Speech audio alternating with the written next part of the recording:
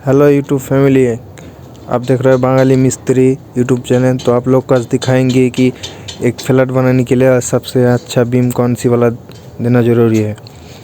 तो चलिए आपको ये बीम का लंबाई माप के दिखा दे रहा है कितना फीट का है, उसका बाद बताते हैं आपको।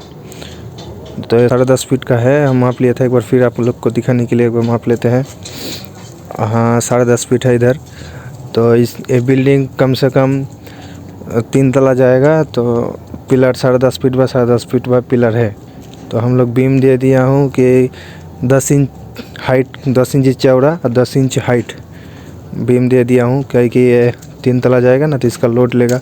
और सबसे ज़रूरी है कि कहीं कहीं 6 इंच मतलब बीम दे देता है, झुला हुआ बीम। हाँ, नीचे जोड़ा मुड़ा नहीं रहता है, तो सही नहीं रहता है। तो कम से कम देखिएगा कि हाई बीम देना ज़रूरी है। कम से कम 10 इंच हाइट बाय 1 फीट भी दे सकते हैं आप। हाँ, अगर मान लीजिए उसके ऊपर हम 4 तला 5 तला बनाएंगे तो कम से कम 1.5 फीट का बीम देना भी ज़रूरी है। तो अब इसका हाइट माप लेते हैं कितना हाइट है। तो 11 फीट है हाइट है, कहीं कि घर मालिक का पूरा नीचे में हॉल करेगा, इसलिए हॉल मतलब पूरा डाइनिंग फाँका रहेगा, तो इसलिए उसका हाइट 11 फीट छोड़ दिए।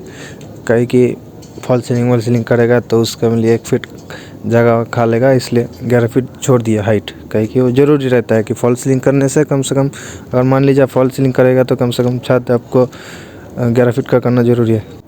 तो एक खिड़की है 8 फीट चौड़ा है, तो इसका बीम दे दिया 10 इंची, कहीं कि इसका जो ऊपर जो जोड़ा है वो लोड ले लेगा। क्योंकि कम से कम 8 बाय 6 फीट का भी खिड़की हो तो उसका ऊपर 10 इंची बीम देना ज़रूरी है।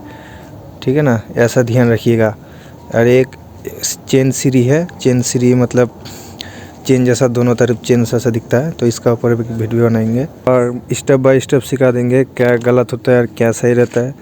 ठीक है, तो मेरा यूट्यूब चैनल को सब्सक्राइब कर लीजिए और ज़्यादा से ज़्यादा शेयर कर दीजिए, और नेक्स्ट वीडियो आएगा जल्दी।